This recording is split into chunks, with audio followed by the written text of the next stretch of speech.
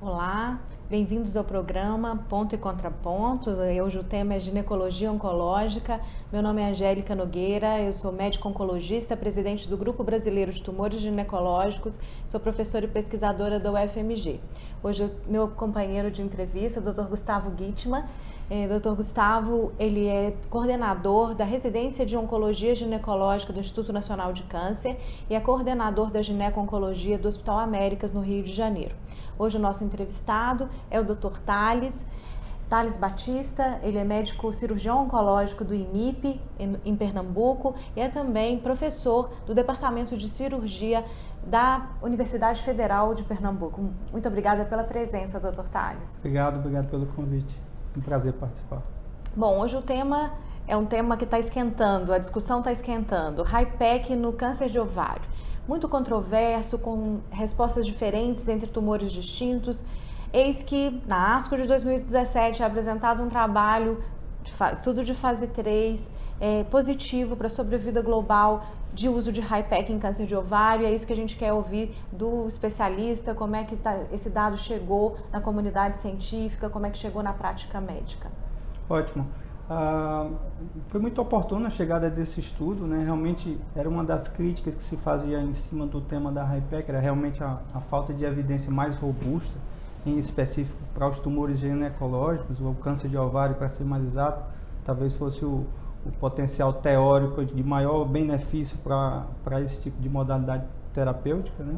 Mas realmente ainda havia essa lacuna de evidências. A gente tinha um estudo prévio grego em doença recorrente, mas isso não foi recebido muito bem, o estudo era mal desenhado, havia alguns aspectos que realmente não foram bem descritos pelos autores e realmente persistiam críticas nesse sentido, tá? E mais recentemente o grupo holandês publicou esse trabalho que você mencionou lá na ASCO e teve realmente uma repercussão muito grande, era algo que era muito esperado, digamos assim, né? Então realmente foi muito oportuna a chegada dele nesse momento. Thales, eu queria te perguntar, assim, a gente escuta muito falar de HIPEC, mas pouca gente conseguiu ainda levar isso para o centro cirúrgico.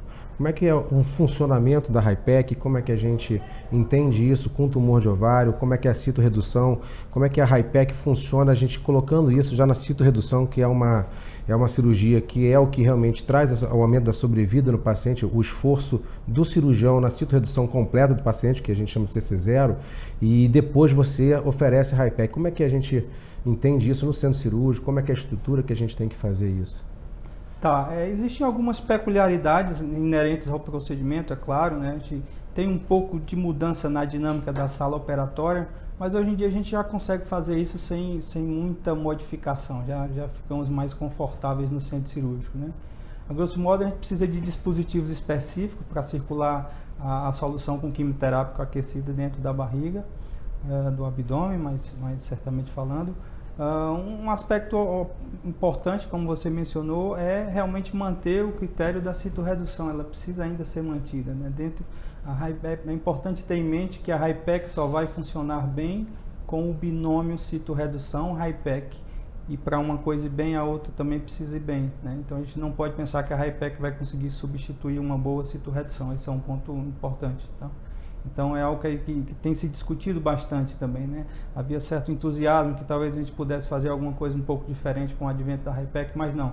O entendimento que se tem é que realmente o esforço cirúrgico deve se manter e a HIPEC só vai funcionar bem para realmente o caso em que você consegue ter bons resultados CC0, no máximo doença microscópica, realmente, que é onde a quimioterapia vai conseguir atuar de maneira mais efetiva mesmo, tá?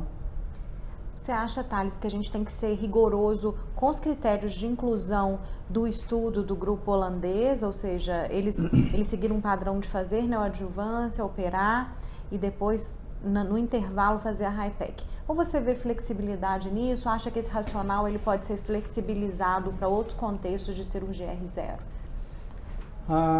Isso é um questionamento bem oportuno, né? O próprio artigo do qual resultou o trabalho que você mencionou, que foi publicado na ASCO, ele já veio acompanhado de uma editorial dos colegas do Memorial Sloan Kettering, né? E um dos pontos, objetivamente falando, que se colocou é que, de fato, deveria se restringir bastante a indicação àquele desenho de estudo, né? Então, realmente seriam os pacientes com maior volume de doença, em que se espera uma dificuldade maior em se atingir a citorredução completa, e para os quais a gente acaba lançando mão de fazer quimioterapia neoadjuvante, que apesar de ter um racional muito interessante em diversos tumores, e no ovário realmente isso se salta mais aos olhos, porque tem uma taxa de resposta boa à quimioterapia inicialmente, mas por outro lado os resultados que a gente tem em termos de ganho de sobrevivência para esses trabalhos não são tão robustos quanto aqueles demonstrados nos trabalhos e na nossa experiência mesmo, quando a gente consegue fazer uma citorredução de cara sem quimioterapia prévia e acaba oferecendo a quimioterapia somente no contexto adjuvante, né?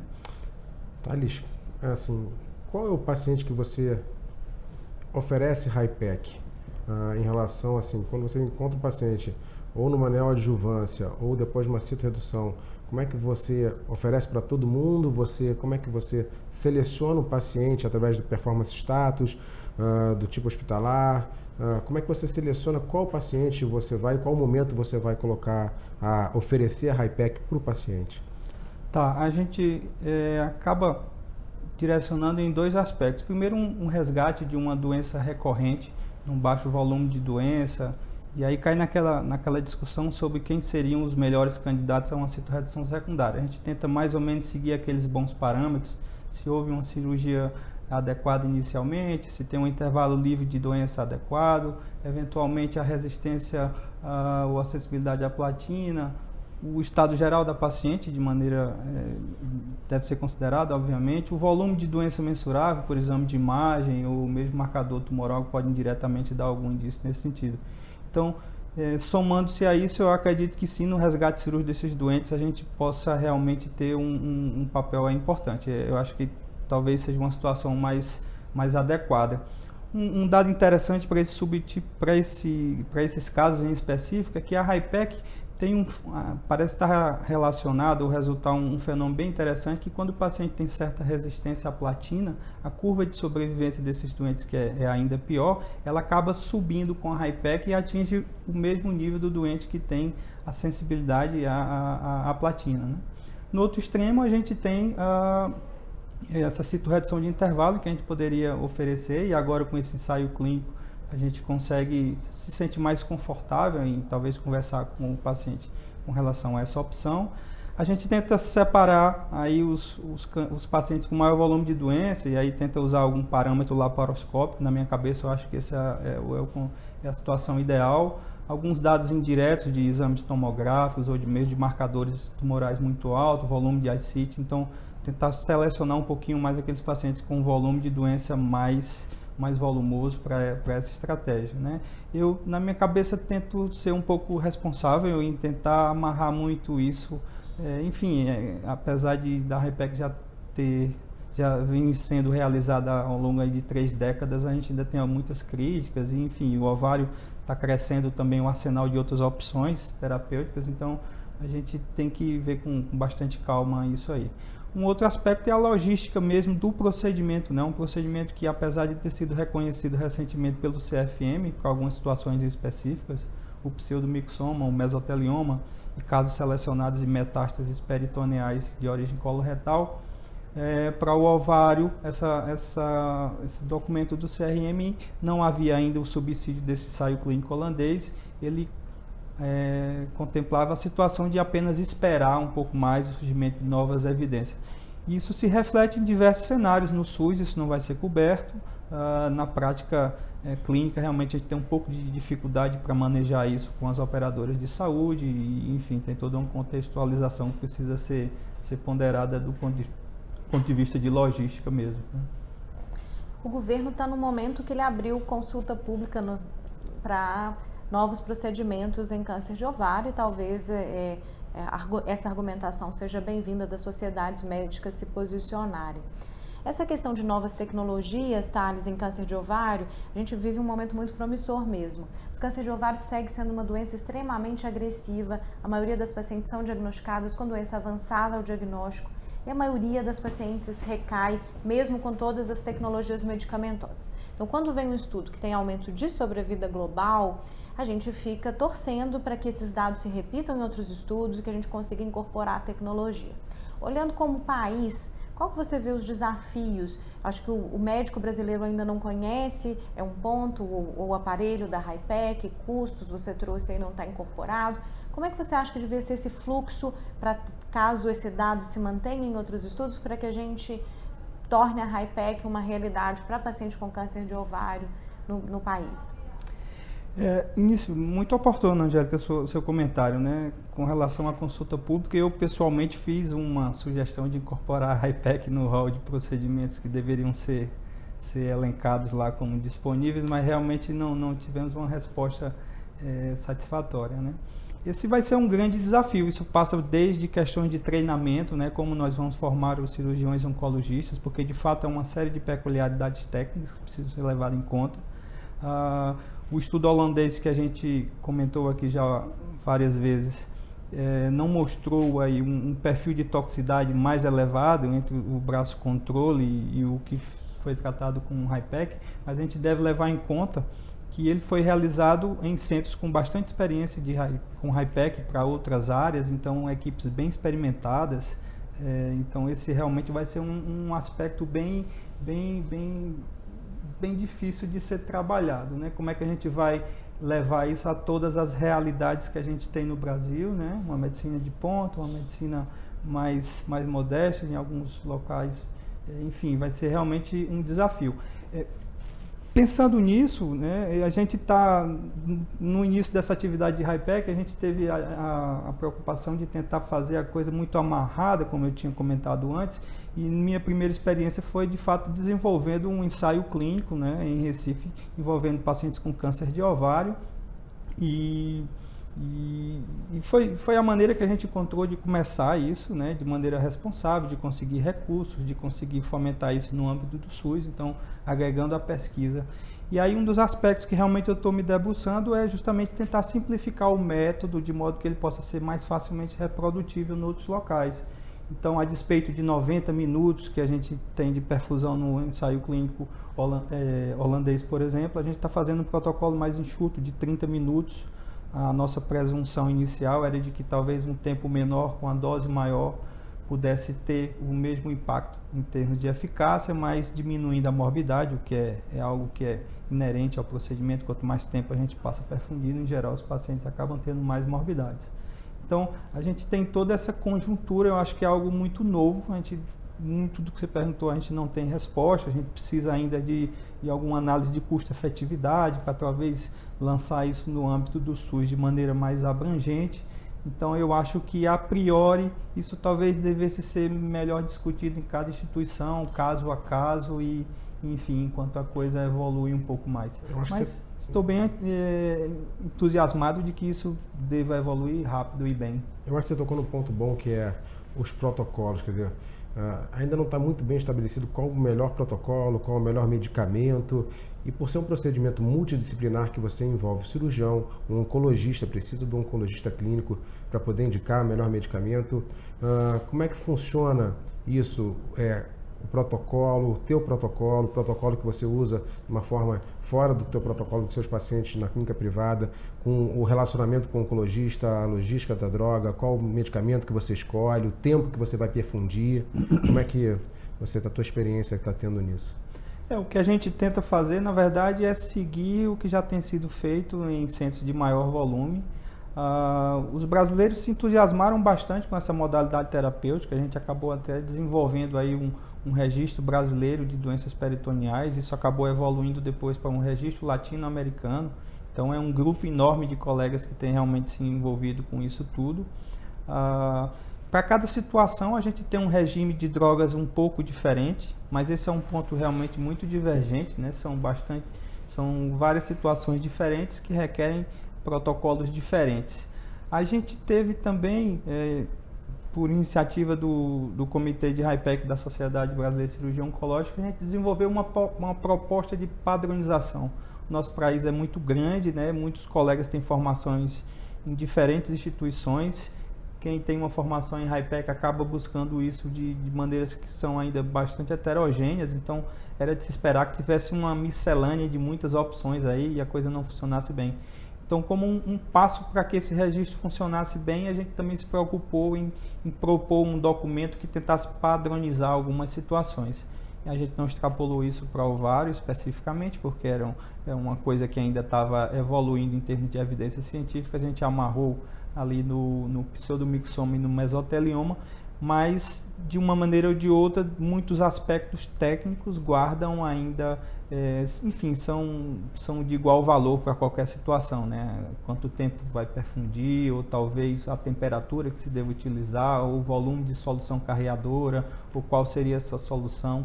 Enfim, a gente tentou dar um norte nesse sentido. Obviamente que não é uma obrigatoriedade que seja feito daquela maneira, mas uma tentativa de deixar a coisa mais homogênea até que a gente produza dados mais adequados para depois olhar para trás e ver se está sendo tudo feito de maneira correta e propor alguma mudança, correção.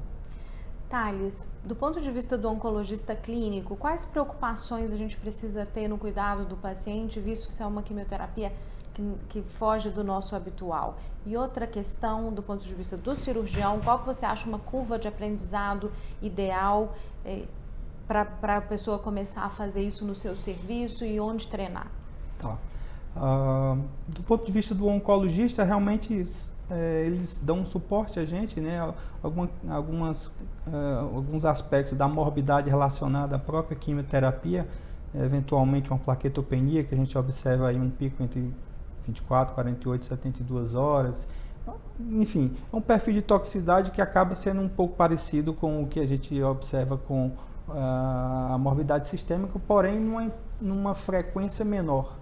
O fator confundidor é que, de fato, as coisas acabam indo junto, uma complicação cirúrgica e uma complicação, eventualmente, da quimioterapia. Na nossa prática, nós não temos tido tanto problema que a gente possa relacionar ao uso da quimioterapia propriamente dita. Pessoalmente, eu tenho tido o cuidado de usar protocolos com menor tempo de perfusão, apesar de usar doses geralmente mais altas, mas eu acredito que isso tem alguma repercussão nesse sentido. Então, a gente acaba andando junto, mas não tem tido tanta dificuldade. Eventualmente, a gente pode discutir o melhor regime para cada situação. O pseudomixoma, por exemplo, a gente tem um espectro desde uma neoplasia de baixo grau até realmente o adenocarcinoma, então eventualmente a gente leva isso em conta para propor um regime ou outro. Na prática a gente acaba fazendo mais ou menos a mesma coisa, mas enfim, a gente sempre discute caso a caso. No que tange ao treinamento, realmente isso é um aspecto bem difícil, né? Eu acho que a opção melhor, caso o colega tenha essa possibilidade, seria buscar um centro de referência maior. Em geral, isso é feito fora do país, mas centros brasileiros já acumulam uma experiência muito boa, em especial o AC Camargo.